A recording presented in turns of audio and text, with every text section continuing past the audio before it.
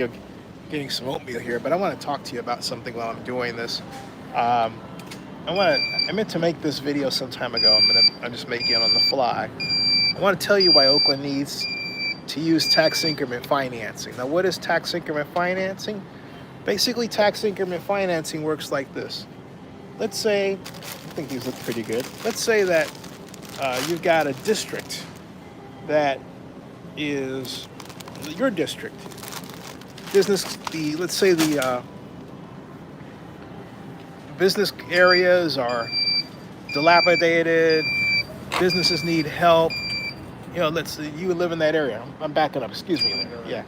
So let's say you have that situation. You go to the city council, you lodge your complaint, right? All right. What you do is you say, hey, look, I want to use tax increment financing. So what happens is that you you get together with the city staff, and you're the constituent, and you draw up an area. Now, the area really should be the size of, I would say, in order to be really effective, the equivalent in terms of size that's going to get you $1 billion base, I would say 2 billion ideally, of assessed value, okay? And you put that together. What happens is that all the people and businesses in that area, the property tax they normally pay, some of it goes to the city of Oakland, like 22%. The other goes to the school district, which is a majority percentage. And then the county of Alameda, which is another, I think, 25%. And then BART, AC Transit, and the East Bay Mud Flood Control District, okay? But in the area that you outline, all that money that would go between what we call those different taxing agencies goes to one organization, the Public Financing Authority. We used to call that the Redevelopment Agency. And they get that money, but they have to produce a plan. They have to bring it to the State Board of Equalization. It's called the Infrastructure Financing Plan. And so under that, you can finance a lot of stuff. Let's say, hey, you need fire stations in the area? Guess what?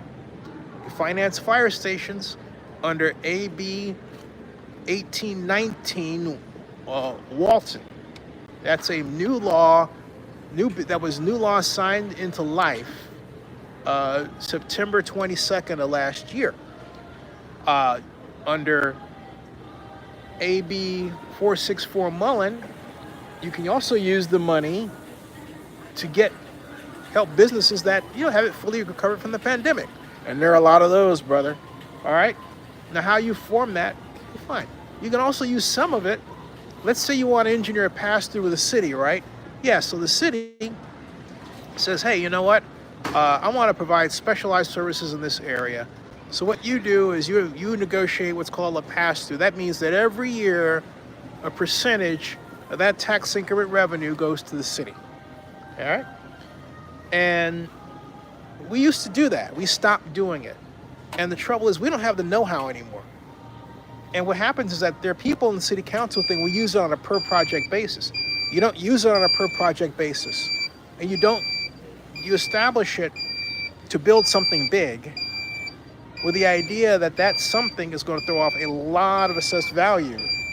And then you use the tax increment revenue from that to pay for these other services and assistance programs, okay? For business and everything else. But you don't use it on a per house or per unit basis because you're not going to get the amount of money you need. You're just not. The formula is not forgiving like that, all right? It's a doubling formula, but you're not going to get the amount of money you need at all. So you're better off doing it the way I'm saying you need to do it, okay? And that's that. So what is the holdup is very simply that the residents don't call for it and city staffers don't know how to do it. That's what's going on. But it's being used in other parts of the state, but not enough. because Jerry Brown killed the original uh, redevelopment law, and which prohibited the use of tax increment financing for a time.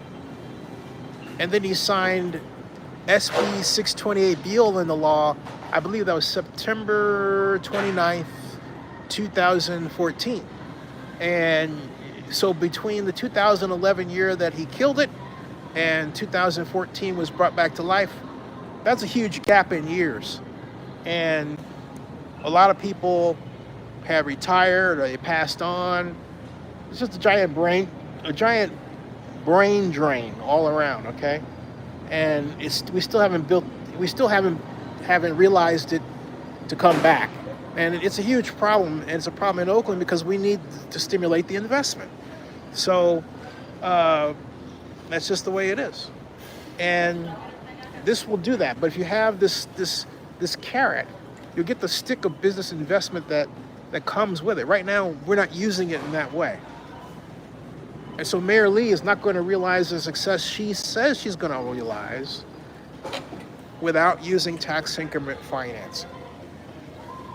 Mark my words. Subscribe to Zenny62 on YouTube and bookmark oaklandnewsonline.com. We'll see you.